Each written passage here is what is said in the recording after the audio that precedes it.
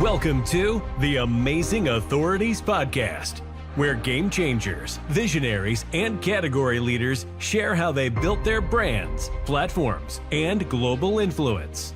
Your host is Mitch Carson, international speaker, media strategist, and creator of the Instant Authority System. If you're ready to learn from those who've done it and want to become the go-to expert in your space, you're in the right place. Today's guest is Dr. Whitney Wright, but he's given me permission to refer to him as Whitney, but we had to give him the proper respect because when you get a degree, he's a specialist dentist in his former life. I don't know. Do you practice anymore? By the way, welcome to the show, Dr. Thank you, Whitney. Mitch. I couldn't be more excited to be on the show. And yes, please just call me Whitney. If I've put braces in your face, go ahead and call me Dr. Wright, but otherwise just call me Whitney. I'm an orthodontist. I'm no longer practicing. I actually retired from that in 2016. And what caused that decision? It was kind of decided for me as my panic attacks forced me out of my own clinic. I was experiencing severe anxiety, depression, PTSD, and ultimately I had to stop practicing because my body decided to stop cooperating with me. That's a lot to unpack. May I ask, here you were running a practice. I presume it was profitable. You went to school for umpteen years, not just to become a DDS or a DMD, but then you went to specialty school to become an orthodontist, which I imagine is another 2-3 years. It is, yes. Yeah. And then you rise to that level. So you are a specialist running a practice. And then tell us what happened, if you would be so kind. Well, yeah. I mean, it wasn't just running a practice. We started a dental support organization in 2011, and we had 27 practices across 4 states. And one of my roles as the founding orthodontist and the chief clinical officer was to start each practice, get it up and running, and then turn it over to the next guy or gal. And I was in 14 practices in 5 years. And man, it was unreal. And I did 7,000 orthodontic starts, which is more than an orthodontist normally gets in his entire career. So I did that in 5 years. And by building this business and pushing past all of my red flags and just thinking that I was indestructible, that I was the unstoppable Dr. Wright, I soon learned that wasn't actually correct. I am stoppable, and I'm very stoppable.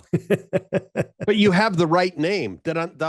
Exactly. So you would think that I could resist. keep going forever. I love it.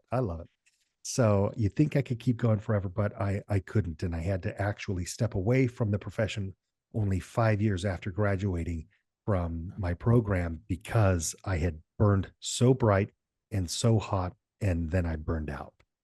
Did you feel any guilt or shame about this? Because I would imagine your dental school bills were quite high. I don't know if you had the assistance of your parents or there were loans or a combination of those. I mean, tell us about that if you don't mind getting into the nitty gritty. Sure. Yeah, no, I'd love to. And I talk about it in my book as well, but I completely funded my own education. My parents didn't help me at all with that. When I graduated from my orthodontic residency, I was $475,000 in debt. Pretty normal. By the time we had paid it off, it had grown to $585,000. And so I am debt free. Thanks to Dave Ramsey, including our home, but that was something that we really had to work at that, but becoming financially free was part of my own recovery. And so, it was brutal because we bootstrapped this business. We started from the ground up and we never had any private equity, and we built it all ourselves, me and 2 other partners. And to have to walk away from that created tremendous shame, tremendous guilt, because it was who I was. It was my entire identity. And now I'm no longer able to function in that capacity. It was rough. Oh man, I was tore up from the floor up, Mitch. It was bad. And are you married? I am. We've been, my wife and I have been married for 22 years and we have 3 children. And how supportive were your family members with this More, change with dad? more than I deserved. They were Okay. phenomenal. They were phenomenal. In fact, what happened was I stopped practicing in 2016. I continued to run the business and keep recruiting and all of that. And the panic attacks then found me again. So I stopped practicing in 2016 due to panic attacks, and they found me again in 2019. And my psychiatrist said, Whitney, if you don't stop, you're going to die. Like right now, it's panic attacks. Pretty soon, it's going to turn into heart attacks. And I refuse to see you any longer unless you check yourself into a 30-day facility to get better. Wow. And my wife and I talked about it, and we decided that was exactly what needed to happen. So we told the kids, and I packed my bags and went to a facility in Southern Arizona called Sierra Tucson for 30 days. It was the hardest thing, but the best thing of my life. Did you reboot completely as a result of this 30-day program? Has your life changed, or have there been ups and downs along So, I the mean, path? there's been ups and downs definitely along the way, but what that 30 days gave me was the opportunity to see what was driving me, what was the fuel, the impetus behind my workaholism, what holes in my life, in my past, was I trying to fill with accolades and the next achievement. And it turns out there was some childhood trauma that I was having to deal with. There was some codependency that I had to deal with. And all of those things kind of created the perfect storm that led me into just driving myself into the ground. So by being there for 30 days, we were able to unpack that, process it, move past that in my life. And now I mean, I didn't go back to orthodontics. Because I do still have PTSD involved there, but I no longer feel the shame. I no longer feel the guilt. I no longer feel the drive to crush myself under my own weight to prove who I am, because now I love who I am and I'm enough. So it's been tremendously healing. So when you say you're back to orthodontics, are you practicing? Are you I'm not practicing. So I have since been able to practice. There was a couple of days that I've been able to go into the clinic, see 80, 90 patients, not have any panic attacks, but I knew that I was flirting with danger. Okay. So I mean, I'm still an owner of my business. I'm still the co-manager of the company, but I'm no longer practicing, and I'm just kind of functioning in about a 40,000 foot level in regards to management, but I'm no longer in the trenches, as we say in dentistry. You're not tightening braces. No longer putting braces in faces. Okay. I loved it, and I saw a lot of patients, and I'm good where I'm at now. What is it that people do, or what causes people to go into that pit where it seems like it's impending doom? What do you mean? Well, pit all of right. So impending doom? you started to slide, you started to have the panic attacks. And I'm a recovered alcoholic of 41 years. And we That's so refer to great. something, yes, my greatest achievement in life, much more than any Congratulations. business. Thank you. Yeah. But we refer to a rock bottom. Yes. Well, so, Okay. all right. So that's the metaphor. Okay. There, you can't Yes. go any lower because you're at the Yeah. rock bottom. You Yeah. can either die, like you said earlier, or you can come up like a phoenix out of the ashes. Yeah. So for me, it, I knew that I had hit rock bottom and that I had a choice to make. And because of the love and support of my wife and children, I knew I would do anything for them, because traditionally men are considered the protectors and the providers of the family. And in my role of protector and provider, I knew that I had to heal in order to best protect and provide for them. And so when I hit rock bottom, I knew there is no other option for me personally than to heal and go up from there. And sadly, that's not the case for everyone. And, I was able to not get mired down with a bunch of coping mechanisms that turned into addictions, alcohol, gambling, sex, or, all these other things that people can do to self-medicate in the interim before they hit rock bottom. Luckily, I was able to stay away from those things and was just able to bounce back from my own mental health issues. And you've written a book about this journey since Yes. you reached or you had descended into this rock bottom and now you're reaching up and continue to rise. Show us your Yes. book and please tell Sure. us I'd love about to. I'd love to. It's called Men Under Pressure, A it. Mhm. Man's Guide to Reclaiming Mental Health. And it's an Amazon #1 bestseller. And it tells my story of being young with the name of Whitney, which was just fine until Whitney Houston went big on the scene. And then my life turned upside down. And it talks about some abuse that I endured and the fallout from that, and just how I kind of hit rock bottom and came back. And it includes the story of 12 other men that also were able to come out from underneath the pressure. So this is just a guide to, if you're on your way to rock bottom, here's how you pull up from the nosedive. If you're at rock bottom, here's how you pick yourself up off the ground. Here's how you avoid it. And it's receiving really good reviews. No, thank you for that. And I'll make sure to buy a copy myself because That's I've nice. endured, like I said privately before we hit record on this interview, I've had some of my own challenges in life, and I think that's fairly normal. But I think so too. we as men, or us as men, I should say, have these challenges, but we rarely share them as do the healthier sex of women who That's share right. more willingly.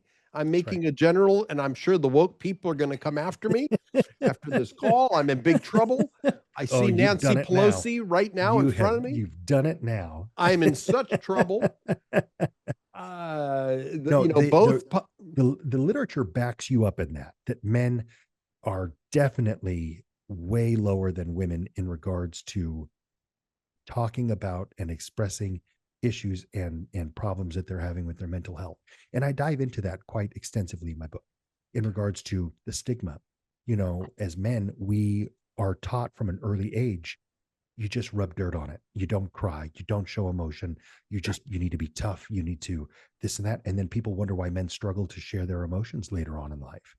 It's because as protectors and providers, if we open up and we're oh wow, vulnerable about that, oftentimes we're seen as less than or weak or broken or discardable, worthless. And that's the struggle.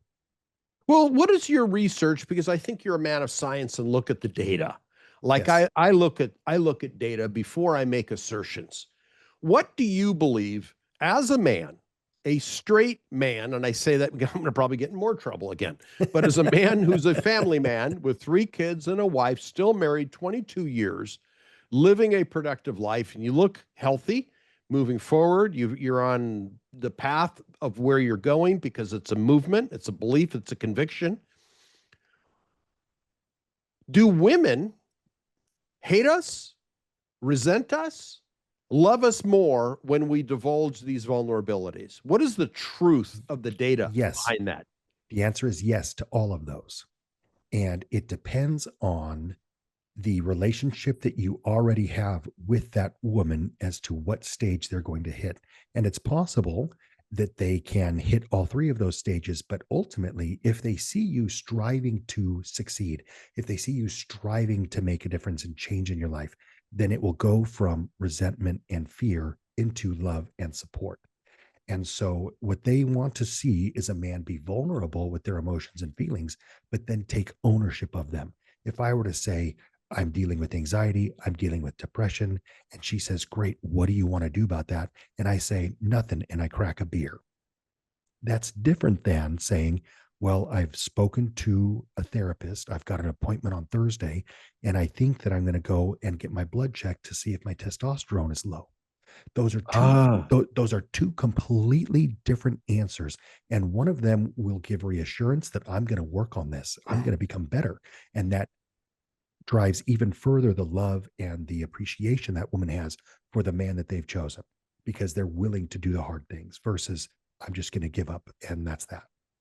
I like the split. One is the mask or the temporary solution or the temporary action. It's not a solution. Temporary action of I'm going to crack a beer and zone Yep. out, go into my Yep. man cave. versus I'm going to go and look at the science behind why I'm this way, look at my testosterone, and see what the data reveals. That's right. That's so divergent and impressive, because there are some medical reasons why we weep. Oh, 100%. Absolutely. Can you dig into that a little bit? Because you're a man of yeah, science. of course. Of course. So if you run your car at high RPMs for a long period of time, your car's going to blow up. Your engine's you're going to throw a rod. Something's going to happen. Same thing with us. If we're running at high speeds and we don't really take time for ourselves, we ourselves blow up. And what I saw in my personal case was not only did I develop anxiety and depression, PTSD and whatnot, but adrenal fatigue. And your adrenals are little organs that sit on top of your kidneys that are in charge of creating cortisol and adrenaline. And if your fight or flight response is always running due to PTSD or a high stress environment, then those organs can start to poop out a little bit. And your ability to have hormonal regulation decreases. And then it creates this downward spiral where your body just can't keep up, and you start to feel poorly, and you start to say to yourself, well, how can I feel better? Well, I feel better if I'm taking a lot of caffeine, or in the evening if I'm drinking alcohol to come down, or if I'm looking at porn during the day. All of these things to help me feel like I still have some energy and whatnot, but it's just short-lived unless you can get to the underlying issues of what's causing those problems. And that's where you'll find true healing. Got it. Well, that ultimately makes a lot of sense. And you brought up all these, all right. I'm going to revert back to my original question. Yeah. As a rule of thumb, when women categorically view men weeping, do they categorically look at us as weak or depressed, or would they look at us favorably because we were willing to express this emotion? That depends on the woman. That depends on each individual woman, how she was raised, the type of person that she is, because obviously someone, a significant other can look at that and say, you're so weak.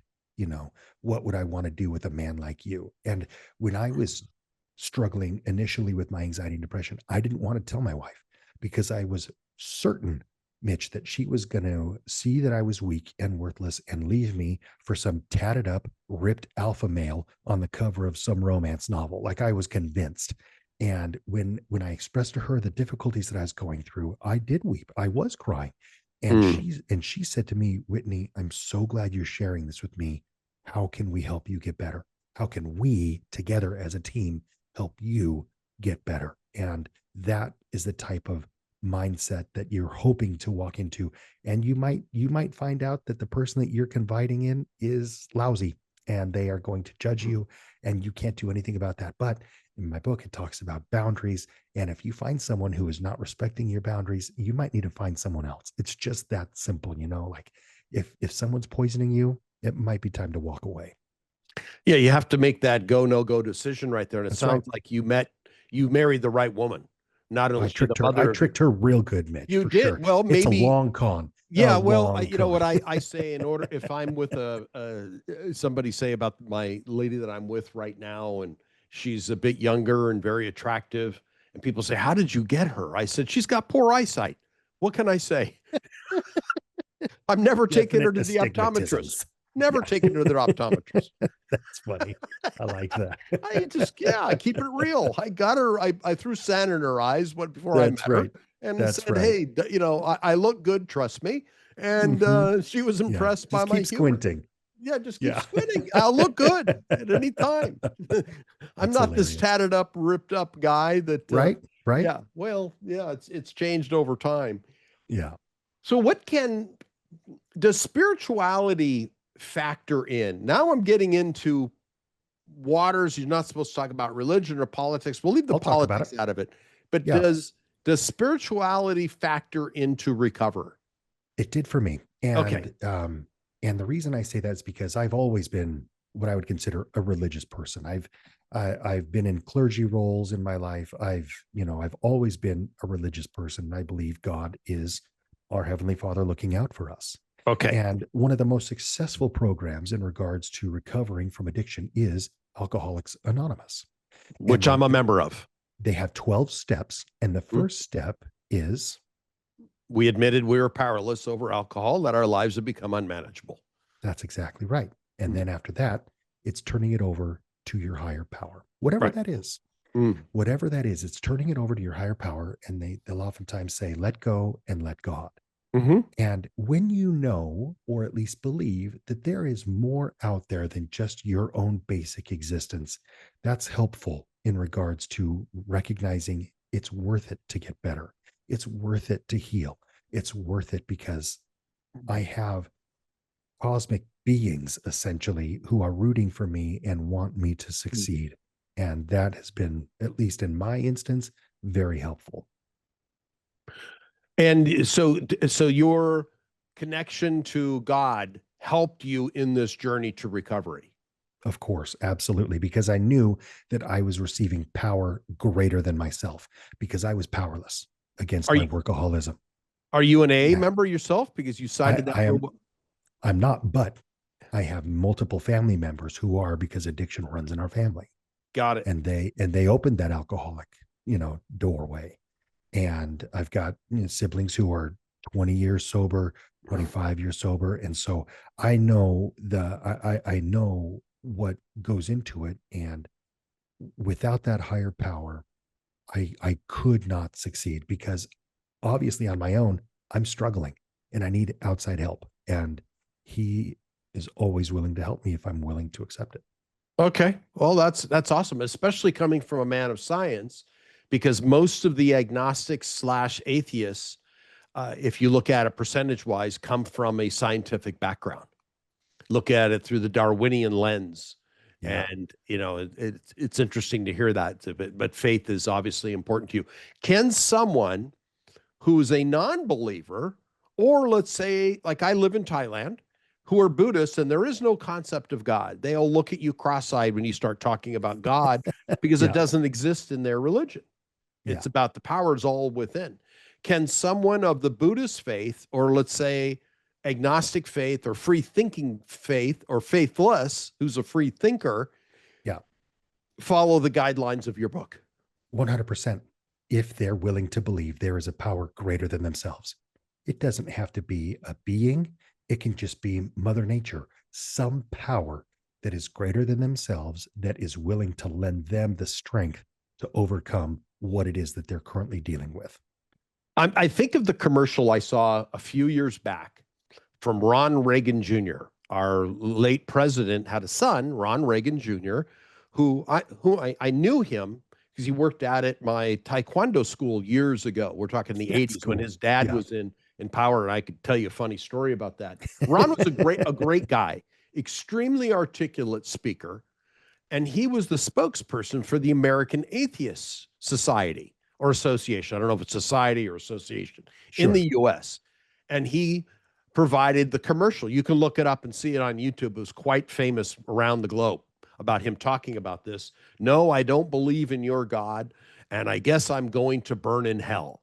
And he made that statement at the end, and it went viral. I Yeah. mean, million. Did you remember I, seeing that? I, it's vaguely in there, but I'm not sure that I can. Okay, well, you can look it up, Ron Reagan Yeah. Jr., and you'll see that. And he was willing to state that. Now, he was raised as, I think, Presbyterian or Episcopal. I don't remember what Ron Reagan was, who was a believer. His father, Ron Jr., went the other direction. And I think they're fine too. I mean, that's what works. That worked for him. Yeah. Maybe he pulled back because if you have an overbearing mother like Nancy Reagan, maybe that's what he did too. Who You're going to knows? rebel. You're going to rebel however you can. Right. Yeah. So it does allow for people who are of various beliefs. Let's just call it beliefs Yeah. and backgrounds. 100%. 100%. It doesn't, what I talk about in my book, it's not, it's not, it doesn't preclude anybody, Mm. anybody, including women, can have told me they've learned a lot by reading this book. They've learned about men. They've learned about the struggles that men face that they had no idea about. They learn about the pressures that they go through, the stigmas, and how frightening it is for a man to talk about those things or admit that you're having struggles. So, and anyone can read this book and walk away with something.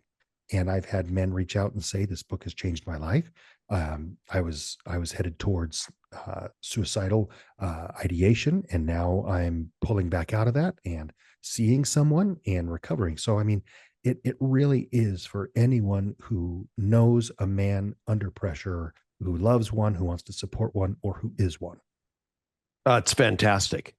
Absolutely fantastic. And let me say this, the book is available on Amazon.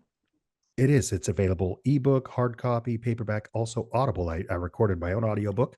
I was going to ask. All right. Yeah, it's available in every format you can imagine, except pop-up book. I didn't make a pop-up book. I could possibly work on that.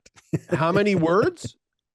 It's 51,000 words. Right on the money. Yeah, my first published book was 50,000 words required. That was the benchmark, 50 to 75,000 in 2008 when I was published with John Wiley and Sons, and that took a lot of work.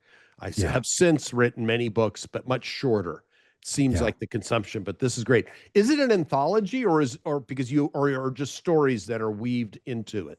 It's my history. It's me growing up, and I'll kind of weave back and forth. But I tell my story, and I tell the stories of other men included in that. But the way that the book is set up is it's kind of a crawl, walk, run type of scenario where if you are struggling with mental health, if you're struggling with these things, here's a list of things you can do on your own to start getting better. If you're past that and you need more help, here's a list of things you can do to find help and get better. And if you need even more than that, here's a list of things you can do if you need more intensive care. So it kind of speaks to every different type of scenario and situation that you're in, regardless of sexual orientation or anything. This is literally for everybody. And what you'll find is I've also created a workbook, a free downloadable workbook that goes along with it. There's supplementary reading suggestions at the end. There's self-administered quizzes. So let's say that you possibly think that you have an issue with codependency. In the back of the book, there is a codependency quiz that you can take and see whether or not, this might be something that I'm struggling with and need to look a little bit more into. And so I try to give as many tools as possible so that men can heal and find that there is hope. Show us the book again. Sure. All right. So they can see it. Men Under Pressure. Men Under Pressure, A Man's Guide to Reclaiming Mental Health. Wow. And it really has been receiving great reviews, and I couldn't be more honored. I was just on Fox News talking about the book last week. And where were you? What Fox News? Fox News in Arizona. Okay. And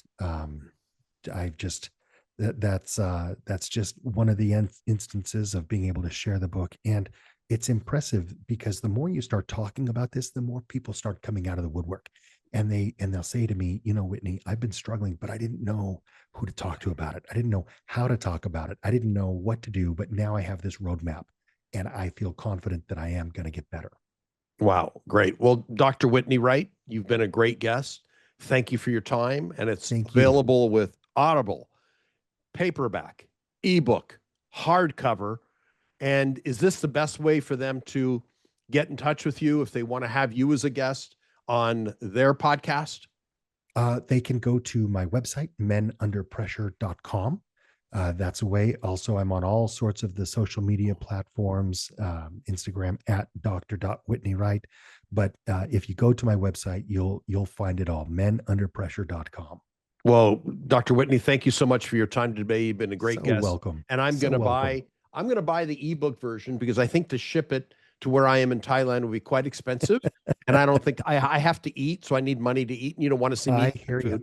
So I'm going to. Well, if you're in Thailand, you're eating well, that's for sure. That's right. Great food. Well, thank you so much for your time today. Yes. Yeah.